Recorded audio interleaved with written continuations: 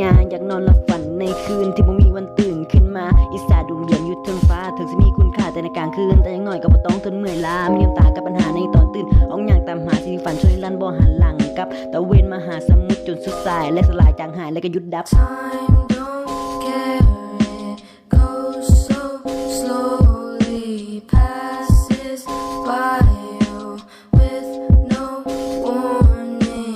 สุดของขอบฟ้าอันแสนไกลสุดความหลงไหลอันสวยงามสุดของความสุขคือนิพพานสุดการหลงทางในหัวใจปล่อยทิ้งทุกอย่างไว้เบื้องหลังปล่อยความเกลียดชังเบิดทุกอย่างประเสริญปัญหาและก้าวผ่านและย่างไปต่อด้วยความหวังแกงหินออกไปให้สุดแขนในเดียนที่นี่ละมิดให้แสงเป็นเครื่องนำทางทุกอย่างหากกำหนดและลิขิตเรื่องราวที่เคยผ่านมาบางอย่างยังฮิตให้นึกถึงให้หวนทวนคิดคำหนึ่งซับซึ้งตึงใจตลอดมา